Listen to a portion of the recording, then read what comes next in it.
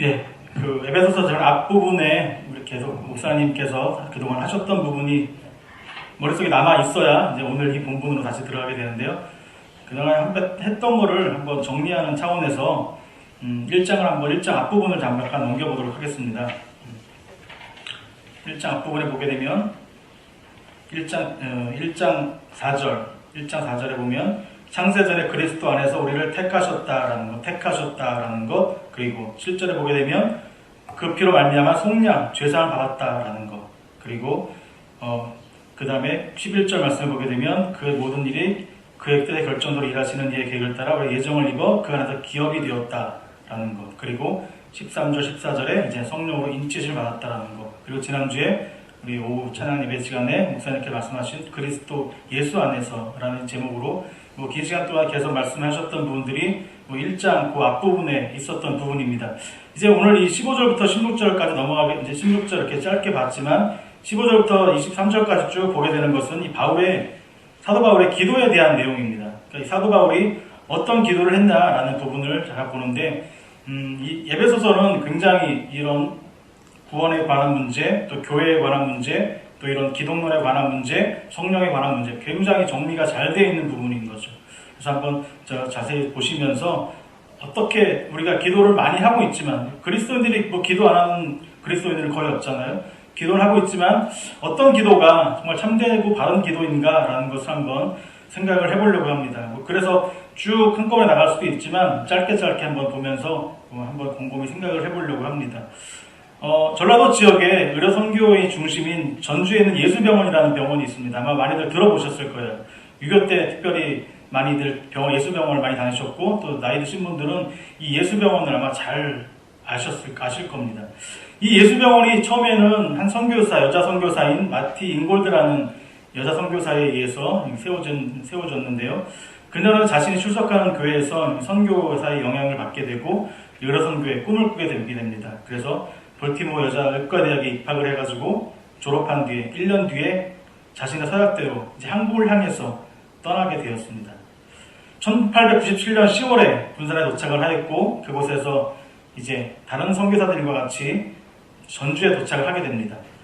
1년 동안 도착을 해서 한국어를 배우게 되면서 선교를 준비하다가 진료소를 개원한 것이 이제 예수병원의 시초였죠. 근데 예수병원의 시초가 생 것이 문제가 아니라 병원에서 치료를 받는 사람들이 가지고 있었던 근본적인 문제, 뭐였을까요? 미신에 대한 문제였습니다. 치료를 받는 사람들이 받는 것도 중요하지만 그 안에 가지고 있었던 이 예수님을, 이 복음을 치료받으면서 중간에 들으면서 조금 변화되어지고 깨달아야 되는 부분이 있어야 되는데, 우리나라가 가지고 있었던 이 고정적인 미신에 대한 문제, 그런 미신에 대한 문제가 계속해서 쌓이다 보니까 이 복음과 미신과 계속 혼란이 오게 되죠. 아마 지금 우리 그리스도인들도 기도하면서 또 신앙생활 하다 보면서 나도 모르게 쌓여져 있는 그런 미신에 대한 문제가 아마 상당히 많이들 있을 것입니다. 특별히 기도하는 중에 더 미신이 많이 있을 건데, 이 잉골드 선교사가 가지고 있었던 그 문제도 뭐냐 하면 병을 치료에 대한 문제보다도 이 미신에 대한 문제가 부딪히는 것들이 너무나 많았던 것이죠. 그래서 이 선교사님이 썼던 일기가 이 몇 가지가 있었는데, 제가 그 일기를 몇 개를 한번 읽어봐 드릴게요. 1903년부터 1905년 사이에 쓰여진 일기입니다.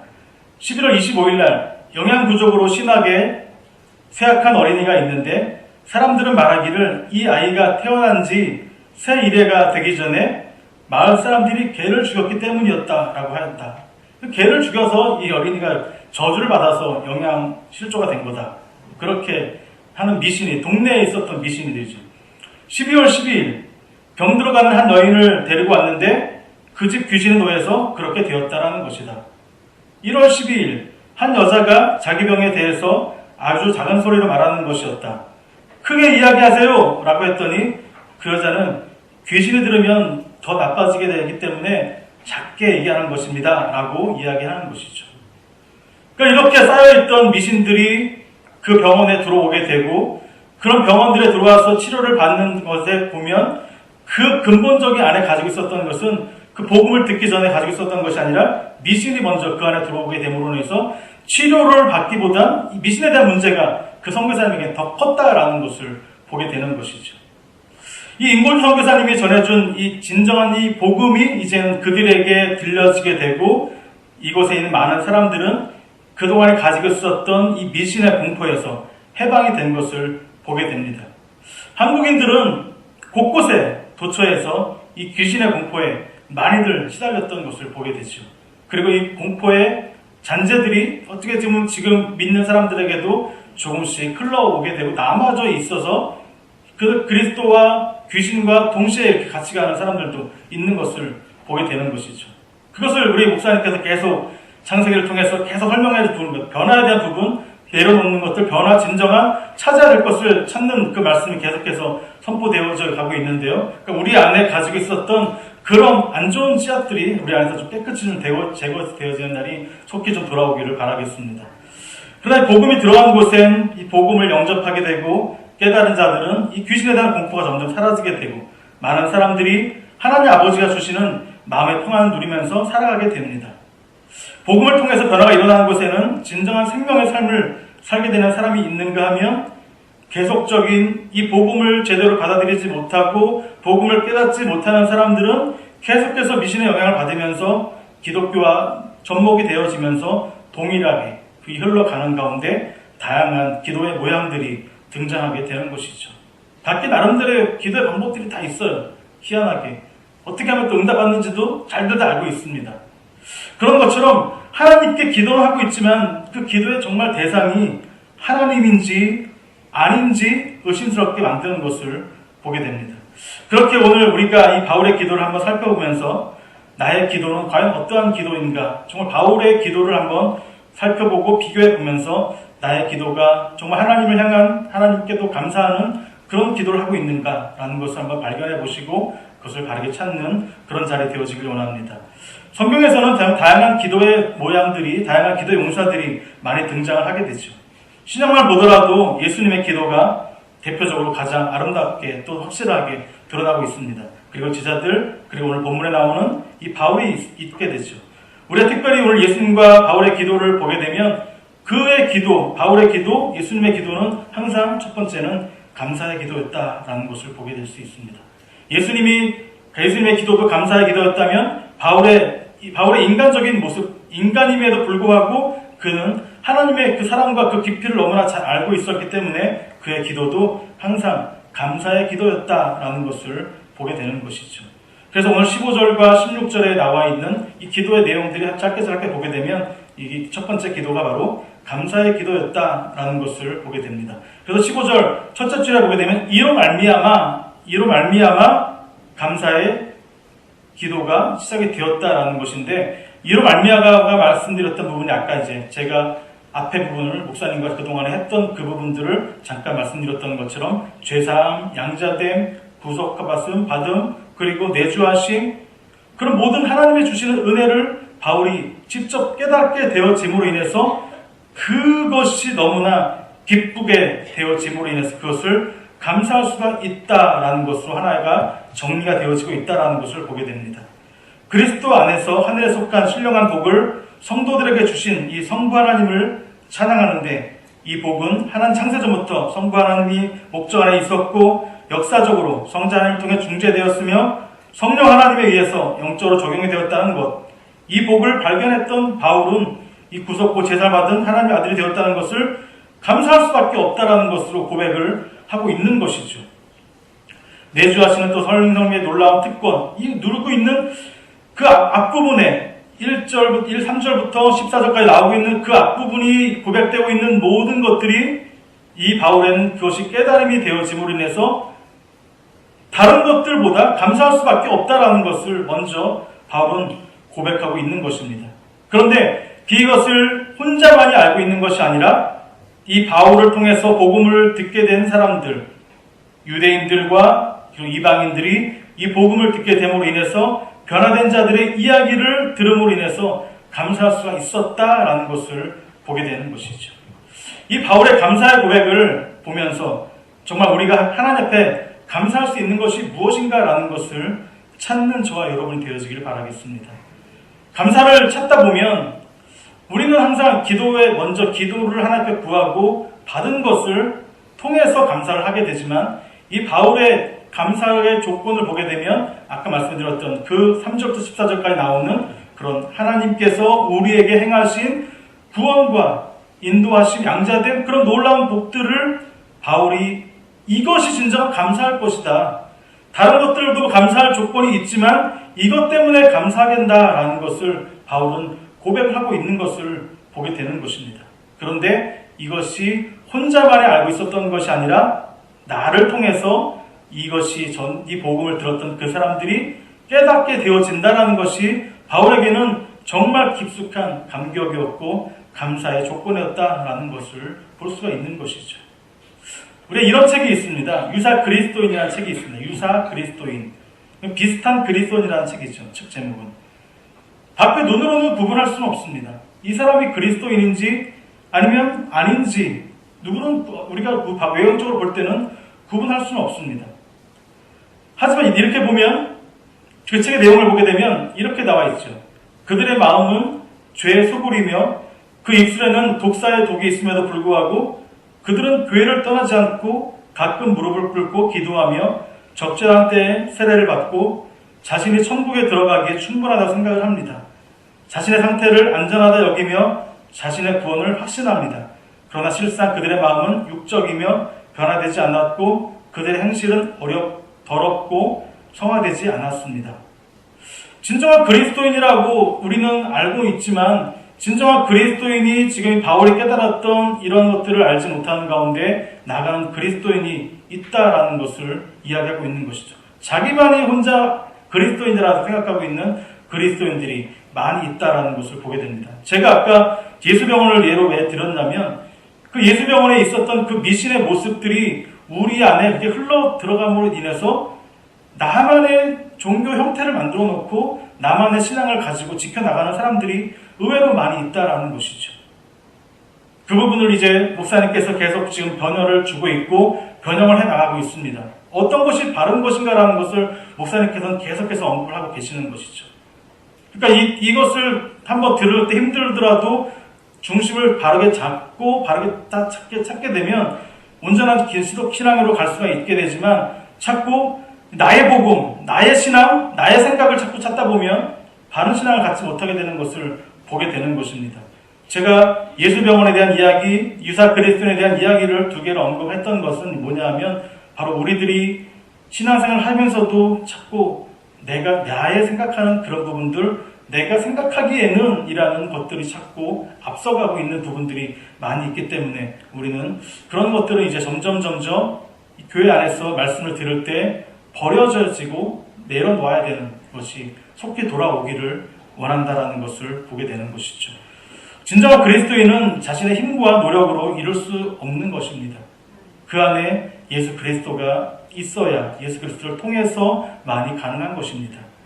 그런데 우리들의 기도는 내가 무엇을 이룰 수 있는 것, 때로는 금식 기도도 하게 되고 또 때로는 철야도 밤새도록 기도도 하게 되지만 그 목적의 기도나 그 생각의 기도의 모양들이 하나님 앞에 내가 무엇을 꼭 어떻게 해서 내가 할 수 있는 것을 이룰 수 있는 그런 자세나 생각들은 좀 바뀌어져야 된다라는 것을 볼 수가 있는 것입니다. 그 안에서 참생명을 얻게 되고 참생명, 구원, 아들됨, 내주하심의 복을 알게 됨으로 인해서 그것이 기쁘고 감사하고 찬송하기에 너무나 소중한 것을 알았기에 바울은 아까 말씀드린 것처럼 감사했고 그것을 들었던 그 사람들도 깨달았게 되어진 것에 대해서 바울은 감사했던 것이죠. 교사들이 감사할 수 있었던 것은 바로 이런 것입니다. 교사들, 구역장, 아니면 우리 교회 전도의 그런 임원들, 또 예배 모든 리더들, 정말 감사할 것이 무엇입니까? 바울이 정말 감사하고 했었던 것처럼 바울이 자기의 복음을, 예수 그리스도의 복음을 전하는 것을 사람들이 듣게 됨으로 인해서 돌아오게 되는 것, 그거 보면서 감사했던 것처럼 우리가 봐도 그 사명이 바로 그런 것이 아닌가. 바로 바른 복음을 전하고 바른 복음을 그들이 듣게 됨으로 인해서 하나님 앞에 바르게 서게 나가는 그 모습을 꿈꾸면서 감사할 수 있는 저 여러분 되어지길 바라겠습니다. 두 번째 감사는 무엇일까요? 두 번째 감사는 15절의 말씀이 나옵니다. 주 예수 안에서 너희 믿음과 모든 성도를 향한 사랑을 나도 듣고 라는 것이죠. 믿음과 믿음, 아까 말한 것처럼 너희 믿음, 그들이 복음을 들음으로 인해서 믿음을 갖게 되었고요. 그 다음에 복음을 들음으로 인해서 그들이 얻어진 것이 뭐냐면 사랑이라는 것을 얻게 되었습니다. 복음과 사랑은 떨어져 있는 것이 아닙니다. 복음을 진정 깨닫는 사람은 바로 항상 동행에 나오는 것이 뭐냐면 사랑이라는 것이에요. 근데 우리는 이 복음도 사랑도 떨어져 있는 것처럼 생각을 하죠. 아닙니다. 복음을 진정 깨닫는 자는 사랑도 그 안에서 열매가 맺어지게 되는 것입니다. 바울은 에베소를 떠난 지 5년 정도 지난 상태에서 그는 감옥에 갇혀 있었습니다. 자신이 방문한 사람들로 하여금 에베소 교회의 소식을 계속해서 들었던 것이죠. 자신이 떠나 있는 가운데서도 복음이 싹이 트기 시작했고 복음을 들었던 사람들이 예수님을 주로 믿은 믿음이 자리를 잡은 것을 보고 기뻐했고 감사했고 또 그들이 온전하게 자란 상태에서 그들 안에 또 자라난 것이 뭐냐면 이 사랑이라는 것이 그들 안에 싹이 터나가고 있다는 것을 보면서 바울은 감사할 수가 있었다라는 것입니다. 이 짧은 말씀, 너희 믿음과 모든 성도를 향한 사랑을 나도 듣고라는 짧은 말씀 가운데서 믿음과 사랑이 이렇게 이어져 나오게 된다는 것은 믿음과 사랑은 바로 떨어질 수 없는 관계다라는 것을 바로 언급하면서 바울은 이 부분을 계속 같이 언급한 겁니다. 너희 믿음과 모든 성도를 향한 사랑을 나도 듣고 라고 해서 이 믿음과 사랑이 같이 하나가 되어진다라는 부분을 언급을 하고 있는 것이죠. 믿음이 자리를 잡게 되니까 그분의 가르침인 삶인 사랑이 열매로 나타나게 되어지고 바울의 믿음에 의해서 사랑을 표현하는 것이 바로 그 안에서 이렇게 보여지게 되고 들려지게 되는 것이 너무나 감사했다라는 것입니다. 참된 믿음을 소유한 자는 참된 사랑을 할 수 있는 것입니다. 이것이 바로 예수님의 사랑이신 것이기 때문인 것입니다. 바울은 자신이 감옥에 나오는 것을 기도하지 않았습니다. 자신이 고난당한 것을 위해서 기도하지 않았습니다. 고난이 해결이 되어질 것을 위해서 기도하는 것이 아니라 하나님의 사랑을 아는 것이 감사했고 그들이 믿음 가운데서 자라나가서 사랑을 나눌 수 있다는 것에 대해서 감사했다라는 것입니다. 아까 말씀드린 것처럼 우리도 교회에서 여러 가지 일들을 해나가고 있습니다. 교사로, 부역장, 전도의 임원들, 또한 믿음에 성숙한 믿음의 선배들로서 여기저기에 소속이 되어 있고 다양하게 교회 일을 하나님의 복음을 전하는 자로 나아가고 있습니다. 그곳에 소속된 자로 밝히 드러나는 것이 무엇이냐? 우리의 믿음이 밝히 드러나기를 고백하기를 원합니다. 그리고 우리의 믿음을 통해서 그곳에서 사랑의 싹이 트기를 원합니다. 믿음은 내가 정말 하나님을 사랑한다면, 하나님을 정말 믿는다면 아까 말한 것처럼 바로 사랑은 자연스럽게 그 안에서 흘러나오기 때문인 것입니다. 그렇기 때문에 사랑과 믿음이 있는 자는 반드시 뭐가 따라오게 된다고요? 사랑은 반드시 따라오게 된다는 것입니다. 그러니까 내가 그러면 사랑이 없다면, 사랑을 행치 못하고 있다면 뭐가 부족한 것이죠? 믿음이 부족한 것이다. 아직도 나에겐 많이 부족한 것이다라는 것을 깨달으면서 그 하나님 앞에 더욱더 기도하면서 내가 하나님의 은혜를 더 발견하고 하나님의 사랑을 발견해 나가서 내 안에서 이런 사랑이 싹이 트게 하여 주시옵소서라는 것이 고백되어지는 저와 여러분 되어지기를 간절히 바라겠습니다. 계속 우리 목사님을 통해서 창세기 말씀을 배우게 되고 또한 주기도문 사도신경 계속해서 배우게 될 때 무엇을 배우게 되는 겁니까? 하나님을 그 안에서 배우게 되는 거잖아요. 하나님을 배우게 되면 진정으로 나중에 차차차차 나오게 될 것이 바로 무엇이죠? 우리 몸에 흘러나오는 사랑이라는 것입니다. 예수님께서 실전으로 예수님께 제 아들에게 보여주신 것, 말씀만 보여주신 것이 아니잖아요. 말씀으로도 행함으로도 진짜 보여주신 것이 바로 믿음과 사랑은 하나라는 것을 예수님께서는 계속해서 보여주셨고 가르쳐 주셨고 그렇게 인도해 주셨다는 것을 보여줄 수 있다는 것입니다.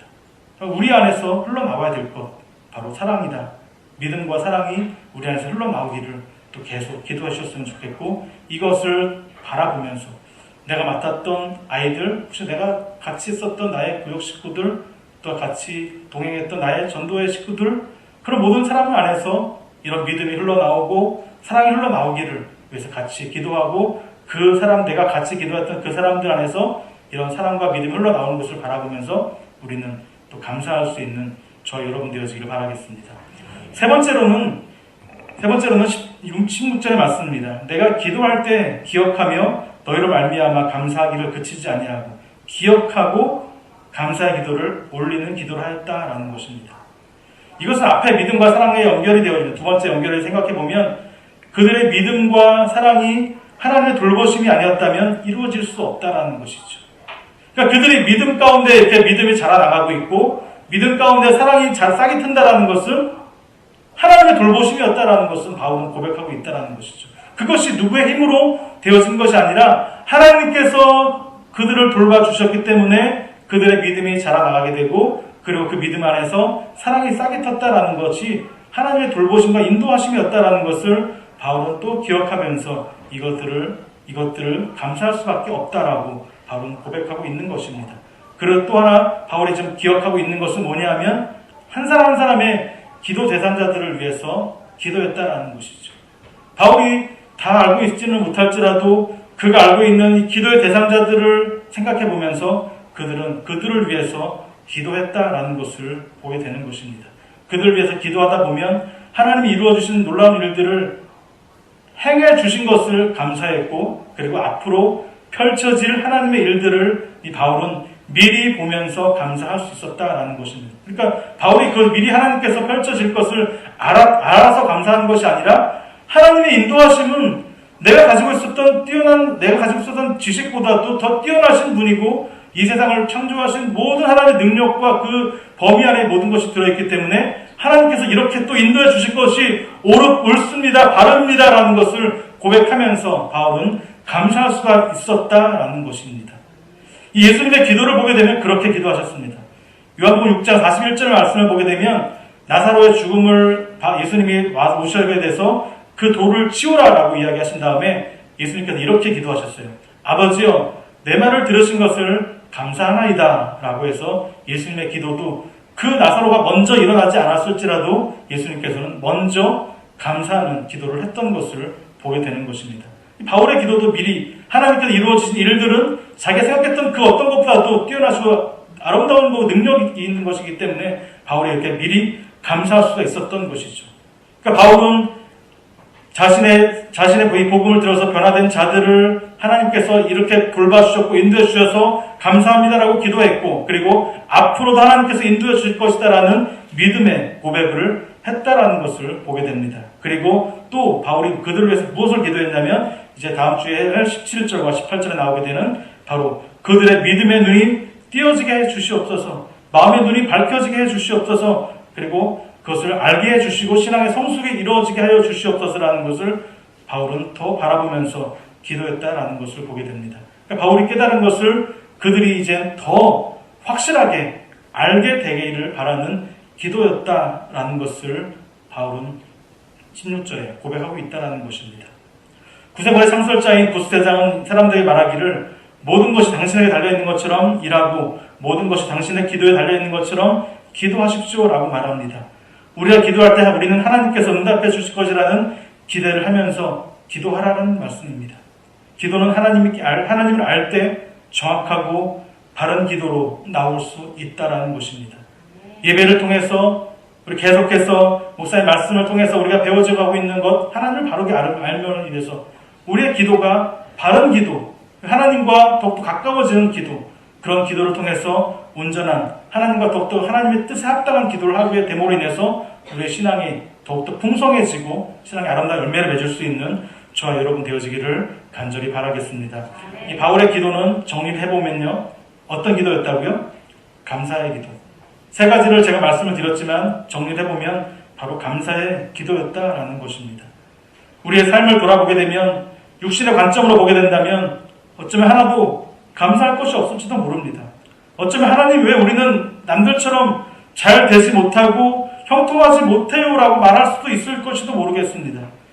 고통의 소리를 낼 수도 있을 것입니다. 하지만 하나님 우리에게 말씀하신 것은 이것의 삶이 다가 아니다라는 것입니다. 그 부귀가 그 명예가 너희가 꿈꾸는 것이 다가 아니다라고 말씀하고 계시는 것입니다. 전능하시고 완전하신 하나님께서 그 이루신 그 놀라운 일들을 먼저 알아라고 바울이 그렇게 이야기했던 것처럼 우리가 먼저 발견해야 될 것은 바로 하나님께서 우리를 향하신 그 계획이 뭐냐라는 것, 우리를 향한 이루어 놓으신 것들이 무엇인가라는 것을 찾게 하여 주시옵소서라고 기도하는 것이 우리가 먼저 해야 될 기도라는 것입니다. 그래서 그것을 발견하면서 감사할 수 있는 저와 여러분 되어지기를 간절히 바라겠습니다. 기도하겠습니다. 하나님 아버지 감사합니다.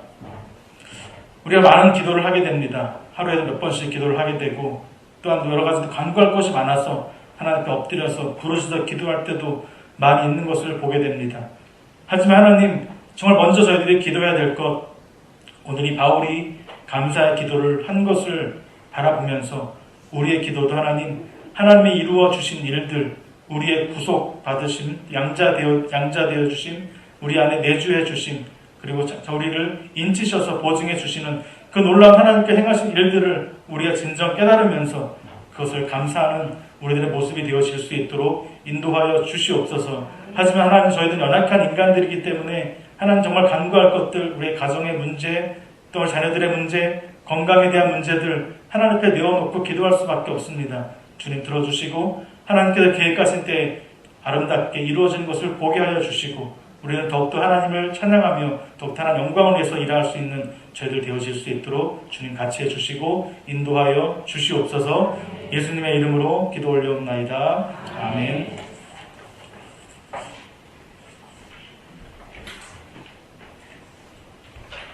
예, 말씀에 하나님 은혜 받으신 줄 압니다. 고린도 바울 사도는